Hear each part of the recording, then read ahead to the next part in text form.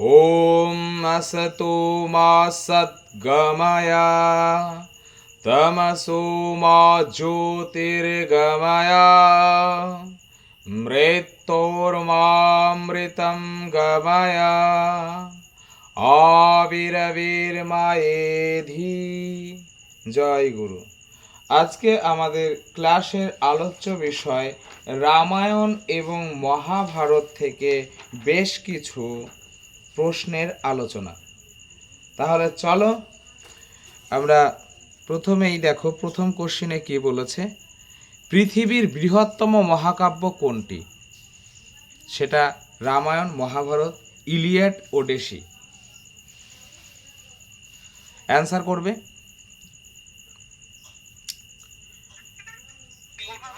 হ্যাঁ, মহাভারত। রামায়ণ হচ্ছে 24,000 শ্লোকে রচিত, মহাভারত 1,00,000 শ্লোকে রচিত। ইলিয়াড, ওডিসি এটাও কিন্তু মহাকাব্য, অন্ধকবি হোমারের লেখা। তাহলে এটার আমরা অ্যান্সার নিচ্ছি কি? এটার অ্যান্সার আমাদের হয়ে যাচ্ছে মহাভারত। মহাভারত। মহাভারত সম্পর্কে বলা হয়েছে, ধর্মে চ অর্থে চ কামে চ মোক্ষে চ ভারতর্ষভঃ যদি হাস্তি।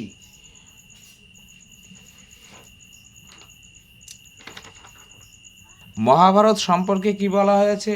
বলা হয়েছে ধর্মে চ অর্থে চ কামে চ মোক্ষে চ ভরতর্ষভঃ यदि हास्ति तदन्यत्र यन्नेहास्ति न तत्कचित्। ধর্মে, অর্থে, কামে, মোক্ষে সব দিক থেকেই মহাভারতের আলোচনা রয়েছে।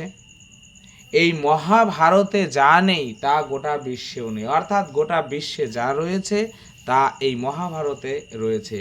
তাই উইন্টারনিস এই মহাভারতকে সমগ্র সাহিত্য বলে উল্লেখ করেছেন। তিনি মহাভারত সম্পর্কে বলেছেন এ হোল লিটারেচার। আর আমরা জানি যে মহাভারতের রচয়িতা কৃষ্ণদ্বৈপায়ন বেদব্যাস। আচ্ছা, তোমরা বলো বেদব্যাসের পিতা এবং মাতার নাম কি?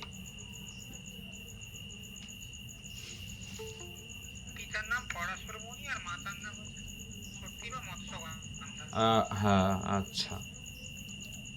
মহাভারতের কয়টি স্তর রয়েছে?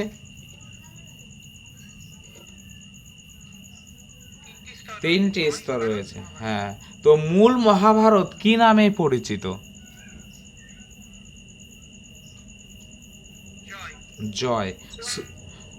শ্লোক সংখ্যা কত?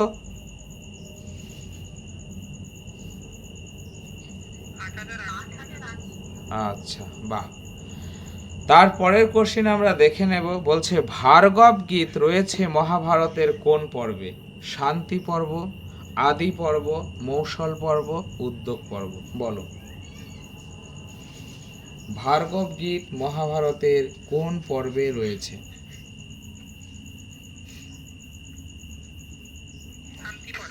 হ্যাঁ, একদম। এটা রয়েছে, ভার্গব গীত রয়েছে মহাভারতের শান্তি পর্বে। আচ্ছা, কোনটি মহাভারতের অপর নাম নয়? কৃষ্ণবেদ, পঞ্চম বেদ, জয় কাব্য, কৃষ্ণবেদ। বলছে মহাভারতের অপর নাম নয়, কোনটি? মহাভারতে 1,00,000 শ্লোক রয়েছে, তার জন্য একে বলা হয় সাতসহস্রী সংহিতা। মহাভারতে ইতিহাস, পুরাণ আদি সাহিত্য সমস্ত বিষয়ের ঘটনা এখানে রয়েছে, বিভিন্ন আখ্যান উপাখ্যান রয়েছে। তাই একে পঞ্চম বেদও বলা হয়ে থাকে। আর আমরা জানি যে মূল মহাভারত সেটা জয় কাব্য নামে পরিচিত। কৃষ্ণদ্বৈপায়ন বেদব্যাস মহাভারত রচনা করেছিল বলে এই মহাভারতের অপর নাম হচ্ছে কৃষ্ণবেদ। কিন্তু মহাভারতের অপর নাম কৃষ্ণবেদ নয়, অর্থাৎ অপশন ডি। আচ্ছা, চলো তারপরে আমরা জেনে নেব হরিবংশের শ্লোক সংখ্যা। বলো, হরিবংশের শ্লোক সংখ্যা কত?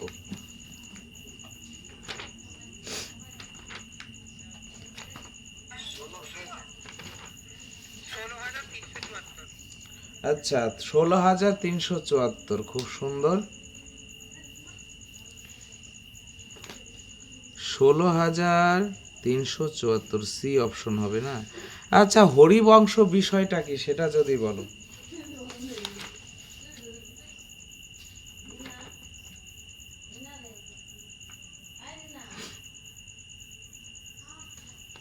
হ্যাঁ বলো।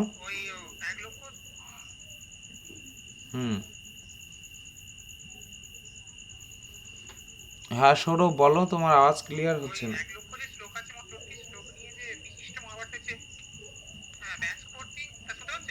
হ্যাঁ হ্যাঁ হ্যাঁ হ্যাঁ বলো, শুনতে পাচ্ছি।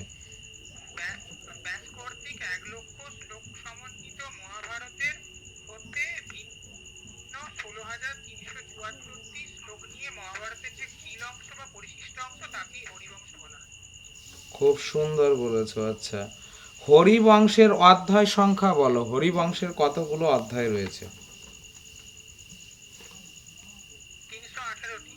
হুম হুম, হরিবংশের অধ্যায় কত? তো হচ্ছে 318টি। আচ্ছা, হরিবংশের 318টি। এবার যদি বলে হরিবংশের কয়টি পর্ব?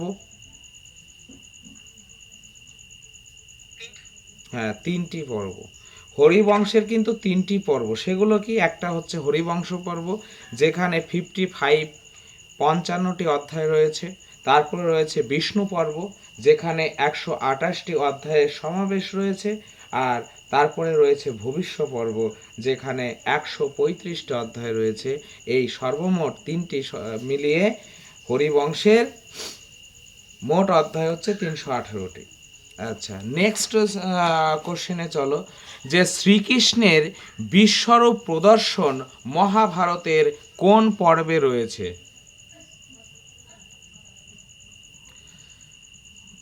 শ্রীকৃষ্ণের বিশ্বরূপ প্রদর্শন মহাভারতের কোন পর্বে রয়েছে বলো। হ্যাঁ, দেখো কোশ্চেনটা একটু সামান্য ঘুরিয়ে দেওয়া হয়েছে। মানে এইটা দেখো, আমরা জানি যে এই শ্রীকৃষ্ণের বিশ্বরূপের ব্যাপারটা কোথায় রয়েছে, সেটা রয়েছে শ্রীমদ্ ভাগবত গীতায়। আর আমরা জানি শ্রীমদ্ ভাগবত গীতা রয়েছে মহাভারতের ষষ্ঠ পর্ব, সেটা হচ্ছে ভীষ্ম পর্বে।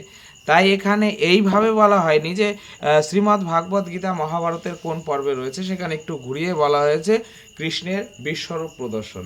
এবার যদি বলা হয় শ্রীকৃষ্ণের বিশ্বরূপ প্রদর্শন শ্রীমদ্ ভাগবত গীতার কোন অধ্যায়ে রয়েছে, তাহলে কি বলবে? গীতার 18টি অধ্যায় আছে, তো কোন অধ্যায়ে শ্রীকৃষ্ণের বিশ্বরূপ প্রদর্শন রয়েছে বলো।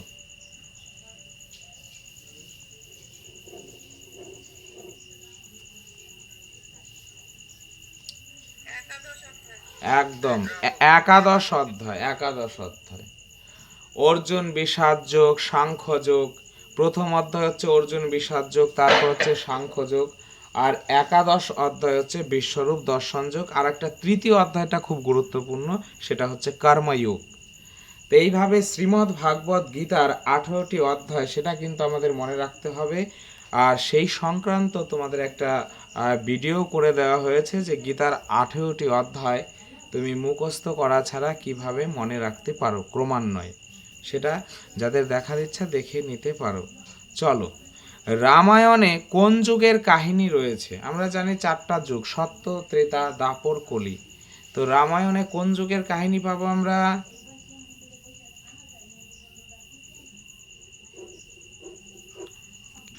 কি ভাই বলছো না যে?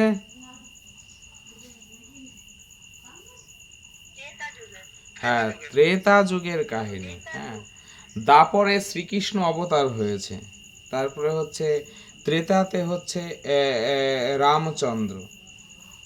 আর সত্যযুগে হচ্ছে নারায়ণ, এইরকম বলা হয়। আর কলিযুগে শ্রী চৈতন্য মহাপ্রভু, এটা বাঙালি সমাজরা মনে করে। আচ্ছা, চলো, যদু বংশ ধ্বংস কোন পর্বে দৃষ্ট হয়? শ্রীকৃষ্ণের যে বংশ ছিল সেটা হচ্ছে যদু বংশ। তো এই যদু বংশ ধ্বংস হয় কোন পর্বে?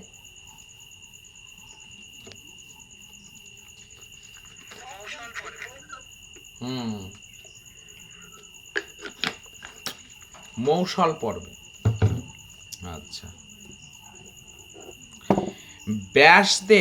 ব্যাসদেব সর্বপ্রথম মহাভারতের কাহিনী শোনান কাকে? প্রথমে কাকে শুনিয়েছিলেন? শ্রীকৃষ্ণকে, বৈশম্পায়নকে, ব্রহ্মাকে, নারদকে? হ্যাঁ, প্রথমে শোনান কাকে? বৈশম্পায়নকে। বৈশম্পায়ন ব্যাসদেবের নিজের শিষ্য। আচ্ছা, এই প্রসঙ্গে যদি তোমাদের বলা হয় যে মহাভারতে শট সংবাদটা কি বলো তো?